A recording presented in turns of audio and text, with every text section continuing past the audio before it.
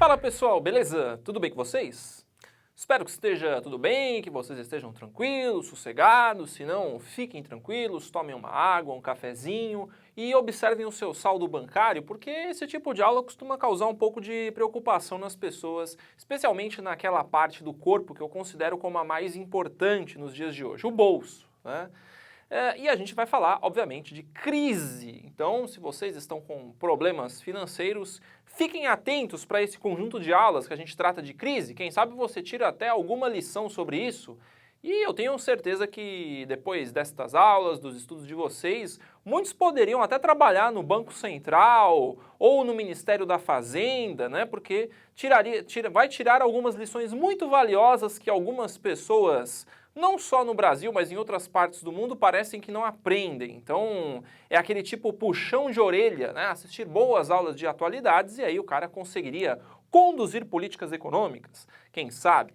Mas, voltando para o nosso mundo virtual, relacionado a esta aula, a gente vai falar, obviamente, da crise dos Estados Unidos também, porque, de uma certa forma, aquilo que aconteceu na Europa também é, como um dos fatores, o que aconteceu nos Estados Unidos. Vocês já estão talvez aí carecas de saber que vários fatores que desencadearam a crise financeira nos Estados Unidos, ou, como se foi chamada, a crise dos subprimes, ou seja, aquele tipo de empréstimo consignado quase sem comprovação de renda e que, obviamente, acabou fazendo com que o sistema financeiro oferecesse muito mais dinheiro do que o que era necessário e, obviamente, isso teve uma série de consequências, entre elas aí, obviamente, a crise do sistema financeiro que acabou se espalhando para outros setores da economia.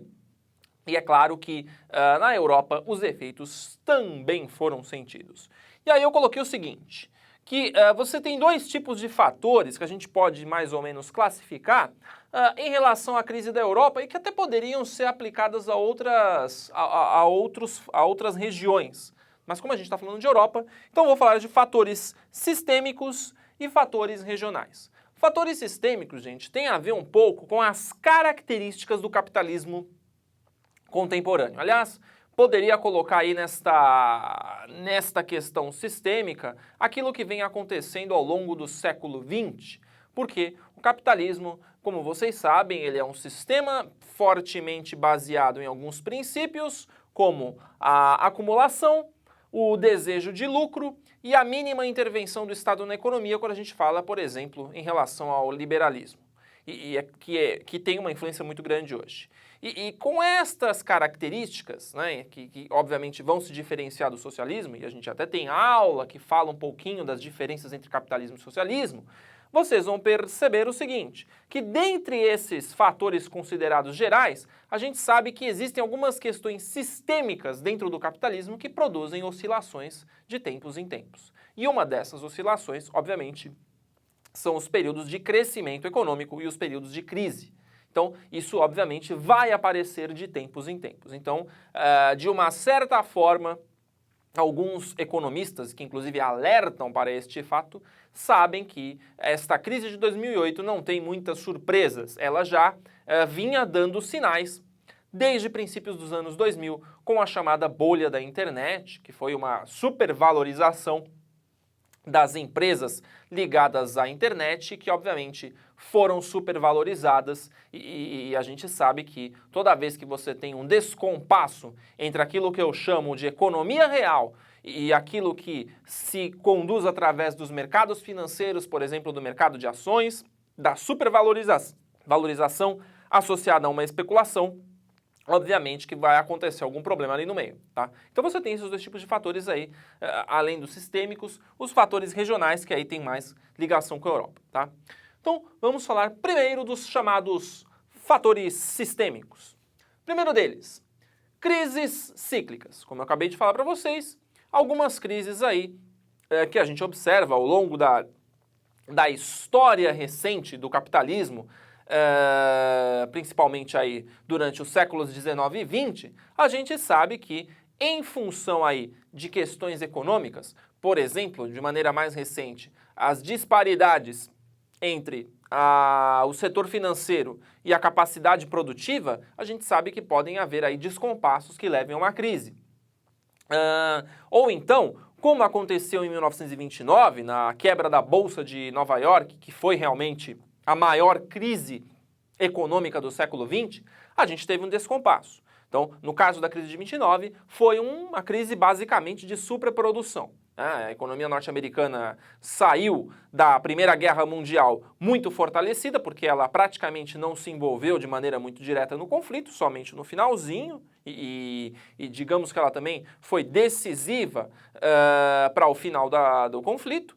E é claro que os anos 20, em função do seu território não ter sido afetado, do pouco envolvimento no conflito, e é claro, de ter se tornado uma grande fornecedora para a Europa, para as regiões envolvidas, ela acabou se tornando uma economia ainda mais industrializada, ainda mais poderosa, e é claro, por ter se tornado a principal economia do planeta, os Estados Unidos vão acabar entrando numa era de grande prosperidade, e essa prosperidade vai se refletir, por exemplo, na produção. Tá? E como vocês sabem, existe uma relação no capitalismo muito básica, que qualquer pessoa aí que entende um pouquinho de economia sabe que é a relação entre oferta e demanda. Então, a oferta de produtos industrializados se tornou muito maior do que a procura, o que levou, obviamente, à acumulação de estoques, o que levou à queda de preços e o que, obviamente, levou a uma crise econômica, justamente porque o aumento da concorrência, a superprodução associada à incapacidade das pessoas de consumirem em volume tão grande, levaram a esse processo de crise. E aí tudo isso teve que fazer também com que o governo ao longo dos anos 30, principalmente com a entrada do Roosevelt, com o chamado New Deal, que é na verdade um conjunto de políticas levadas ao chamado welfare state, ou estado de bem-estar social, tivessem que ser implantadas nos Estados Unidos com uma maior intervenção na economia, justamente para evitar também um outro fator associado a essas crises cíclicas, a desregulamentação econômica, ou seja, num capitalismo de tipo liberal, o principal objetivo é você desregulamentar a economia, você fazer com que o Estado intervenha de maneira irrelevante até talvez virtualmente desaparecer. Só que, obviamente, que nos primeiros momentos de crise, justamente os setores mais afetados acabam procurando o Estado para que ele salve, digamos assim, a economia, que é uma coisa que eu vou discutir depois. Outra coisa, falei das crises cíclicas, como a de 29, a gente tem outra questão aqui chamada de crédito. Crédito, aliás, abundante. Tal qual nos Estados Unidos, a gente teve um problema na Europa associado ao excesso de crédito. No caso dos Estados Unidos, eu comentei com vocês em outras oportunidades, existe uma questão ligada à abundância de crédito. Como vocês sabem, os Estados Unidos são a nação mais rica do mundo, o lugar onde todo mundo quer fazer negócio e, obviamente, onde todo mundo quer apostar o seu dinheiro, digamos assim. E é claro que a Europa também não deixaria de ser muito diferente, uma vez que ela também corresponde a um centro econômico bastante forte, bastante importante para a economia mundial, e aliás, isso tem se traduzido nos últimos anos na União Europeia como um forte bloco econômico que obviamente podemos colocar em pé de igualdade com os Estados Unidos quando a gente está falando de bloco, agindo como um bloco. Então é claro que a Europa também é uma região atraente para investimentos. E nesse sentido, a forte concentração de recursos financeiros e a facilitação do crédito, principalmente após o surgimento da União Europeia, fizeram com que cada vez mais crédito fosse concedido a taxas de juros cada vez mais baixas. Só que é o que eu costumo comentar. Você pode conceder crédito de maneira praticamente sem restrições, a exemplo dos subprimes nos Estados Unidos, mas você tem um problema. Será que as pessoas, as instituições que contraem estes empréstimos, porque você está contraindo uma dívida, não é um dinheiro dado de graça, você tem uma dívida, por menor que seja a taxa de juros e por mais estável que seja a situação econômica, no sentido de, poxa, a situação está tão estável que eu não preciso me preocupar por muitos anos. Eu sei que eu vou ter dinheiro para pagar. Só que as coisas não são exatamente assim na economia. Como eu falei para vocês, ela tem aspectos cíclicos. Então, quando você concede créditos muito baratos, isso obviamente pode levar a problemas no futuro. E nesse sentido, como eu falei para vocês, a concessão de crédito cada vez mais barato, ela obviamente fez com que cada vez mais se contraíssem dívidas, sem mensurar as consequências desse processo. E aí isso leva a um outro problema. A diferença entre o crédito e a produção.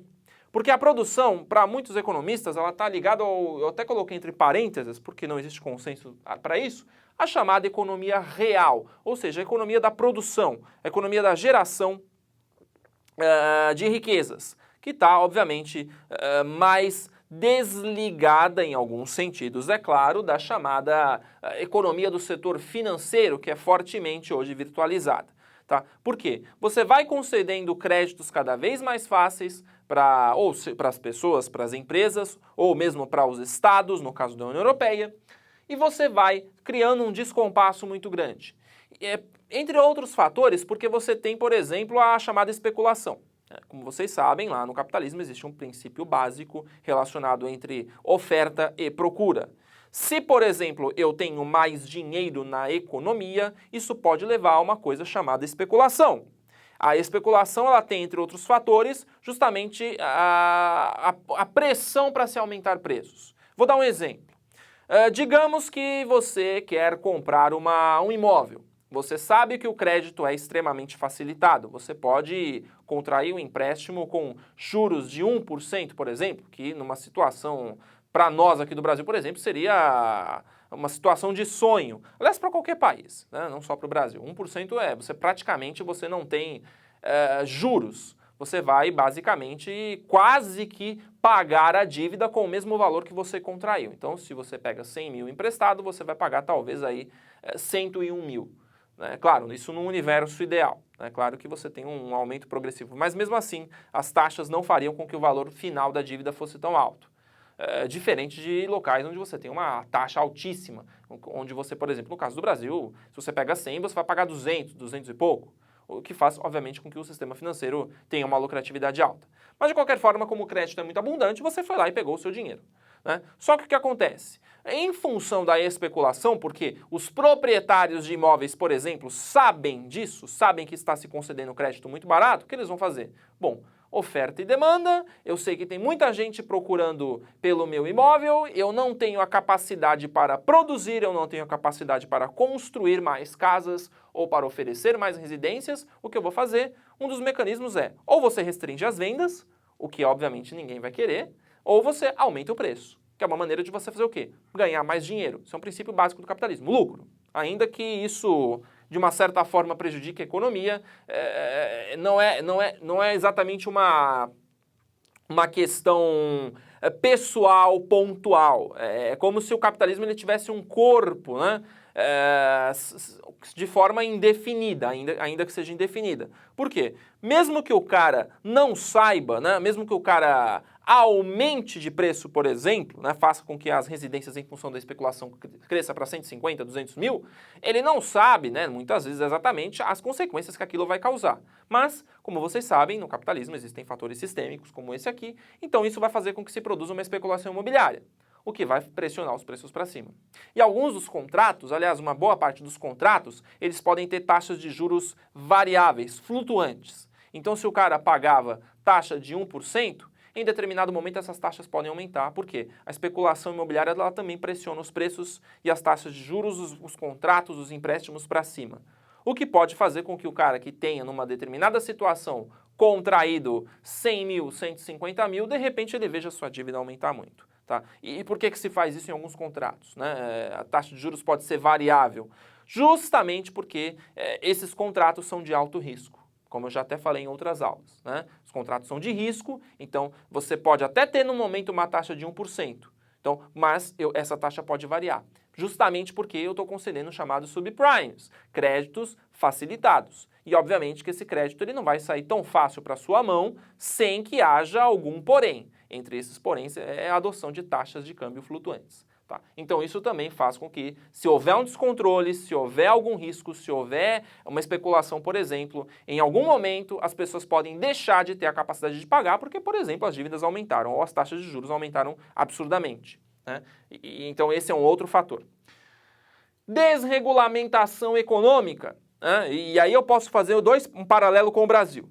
Nos anos 90, o Brasil adotou uma série de medidas para fortalecer, para regulamentar de maneira mais forte o seu mercado financeiro. Criou-se, por exemplo, um programa chamado ProER para socorrer instituições financeiras em dificuldades. É claro que isso saiu do nosso bolso, né, e serviu de uma espécie de colchão de proteção do mercado financeiro e também do sistema bancário. Né? Só que isso também criou alguns benefícios quando a gente pensa na macroeconomia. Né? O governo passou a adotar, por exemplo, um câmbio flutuante em relação ao dólar e outras moedas, né? Passou a comprar moeda para evitar ataques especulativos, entre outras coisas, que ajudaram a fortalecer o sistema financeiro.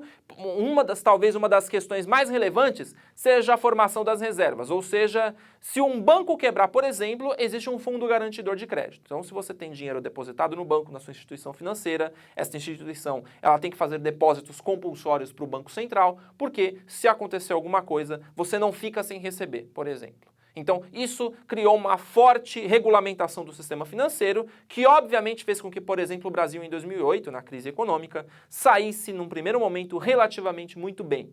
Né? Então, no caso da Europa, esta regulamentação ela não acontece da mesma forma. Né? Primeiramente porque os bancos centrais de cada país têm autonomia para tomar suas decisões econômicas e diferente do que acontece no Brasil. E é claro que isso pôs em xeque, por exemplo, em contraste, economias muito fortes como a da Alemanha, que tem uma forte regulamentação do seu sistema financeiro, assim como o Brasil, e países que não tinham uma regulamentação financeira muito adequada ou na qual os balanços econômicos, balanços financeiros, não eram supervisionados pela Comissão Europeia. E, obviamente, que isso poderia provocar, como provocou, uma série de questões negativas. Então, a desregulamentação econômica, o excesso de liberdades associada, obviamente, a políticas neoliberais, trouxe problemas. Entre elas, as dívidas públicas, né? Que eu até vou comentar daqui a pouco. Ou as diferenças entre reservas e capacidade de pagamento. Exemplo disso são os chamados países conhecidos como PIGS. Talvez vocês já tenham ouvido falar dessa expressão.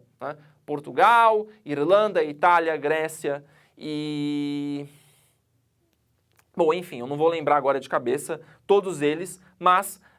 e a Espanha. Tá? São países que tiveram fortes investimentos e forte financiamento dos países mais ricos da União Europeia, porque uma das questões associadas à União Europeia foi justamente reduzir as disparidades sociais entre os seus membros. Né? Por exemplo, tentar fazer com que países como os do sul da Europa, ou extremo sul da Europa, passassem a ter um nível de vida, de desenvolvimento social e econômico mais parecido com os seus vizinhos, com os seus companheiros do norte, como a Alemanha, como França, como Inglaterra, justamente como forma de fortalecer a União Europeia, porque vocês sabem, a União Europeia é muito mais do que um acordo, por exemplo, tarifário. Ela tem a intenção de fazer o fortalecimento das economias. Só que para isso você tem que financiar as economias mais pobres, como se fez nos anos 80, nos anos 90, né, que fizeram realmente com que Portugal, Espanha, por exemplo, se tornassem nações com um perfil socioeconômico muito diferente daquilo, por exemplo, que existia antes da ditadura militar. Se tornaram países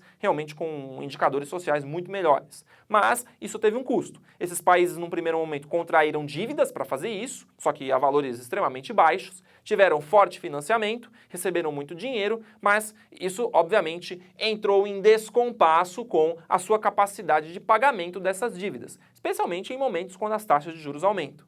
Né? Então, isso, obviamente, fez com que as suas reservas fossem sendo, por exemplo, queimadas a ponto de algumas nações terem dívidas públicas muito superiores ao seu PIB. Né? Alguns países têm dívidas públicas com mais de 100% do seu PIB. E, obviamente, que se você tem uma dívida pública muito maior do que o seu PIB, você está com problemas muito sérios. A Grécia chegou aí a ter mais de uma dívida astronômica recentemente, pelo menos estamos pensando aqui em 2014, 2015, de mais de 300 bilhões de dólares. Ou seja, uma dívida muito maior do que toda a riqueza que ela produz. E se um país tem uma dívida muito maior do que toda a riqueza que ela produz, como é que ela vai pagar os seus compromissos, vai honrar os seus compromissos e manter, por exemplo, os seus serviços básicos funcionando? Saúde, educação, pagar os servidores públicos. Então é uma questão muito séria. Por quê? Porque houve uma desregulamentação e, obviamente, não houve a supervisão dos balanços dos gastos destes governos. Né? Tanto é que, e obviamente, que isso tem mais a ver com essas duas questões. Porque a meta na criação da União Europeia era fazer com que nenhum país gastasse com a sua dívida pública mais de 60% do PIB. E obviamente que isso não foi muito bem observado, não foi muito bem supervisionado e alguns países estouraram em muito essa meta. O que obviamente criou um cenário de pânico generalizado, porque os países não teriam mais dinheiro. Então você imagina, né, por exemplo, você tem que salvar a Grécia num determinado momento, mas em outros momentos você vai ter que salvar outros países, que também não tem uma forte regulação do seu sistema financeiro, do seu sistema econômico. Então, isso obviamente também tem a ver com um último fator aqui, que são as diferenças regionais. Você tem países que são muito pobres, né, como Portugal e Espanha, em comparação com países muito ricos, como a Alemanha, como França, como Inglaterra, né? E é claro, a gente aqui também tem que ressaltar um outro fator, que nos volta aqui à diferença entre crédito e produção.